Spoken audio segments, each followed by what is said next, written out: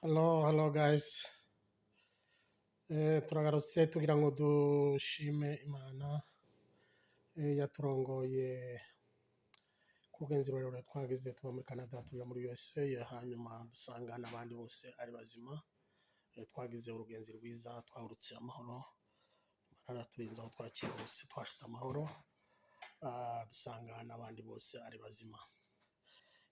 Ngira ngo ndirimba akaririmbo ko gushima Imana. Mana ko ari wewe bungiro, ukaba umwami mwiza w'amahoro, dushire munsi y'amababa yawe, abariho twibera. Mana ko ari wewe bungiro, ukaba umwami mwiza w'amahoro, dushire munsi y'amababa yawe, abariho twibera. Mana yacu dukunda we, wera twoherere imbaraga zawe, twoherereza umwuka we, wera Yesu Kristo ngwino. Mana yacu dukunda we, wera twoherere imbaraga zawe, twoherereza umwuka we, wera Yesu Kristo ngwino.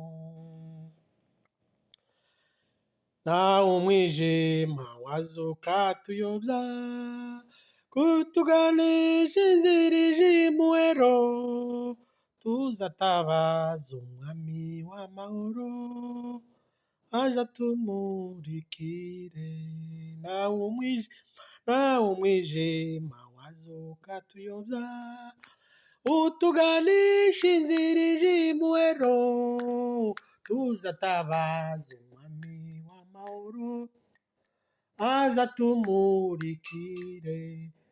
Mana yacu dukunda we, wera twoherere imbaraga zawe, twoherereza umwuka we, wera Yesu Kristo ngwino.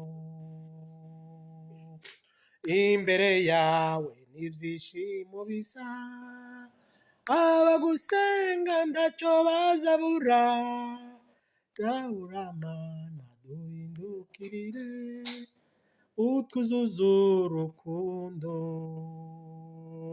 Imbere yawe n'ibyishimo bisa, abagusenga ntacyo bazabura, Mana duhindukirire, utwuzuze urukundo.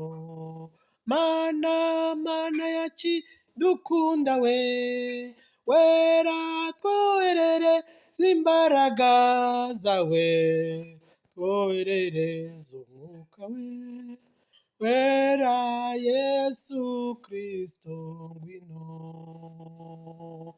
Naho umwijima wazuka tuyobya, kutuganisha inzira ije imuhero, tuzatabaza umwami w'amahoro, aje atumurikire. Naho umwijima wazuka tuyobya, utuganisha inzira ije imuhero, tuzatabaza umwami w'amahoro, aje atumurikire.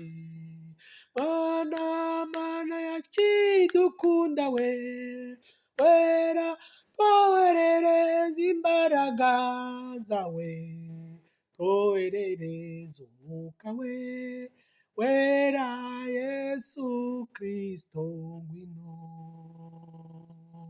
Imbere yawe n'ibyishimo bisa, abagusenga ntacyo bazabura, Mana duhindukirire, utwuzuze urukundo. Imana yacu ihabwa ikuzo n'icyubahiro. kugira ngo indirimbo nyituye abantu bose bumva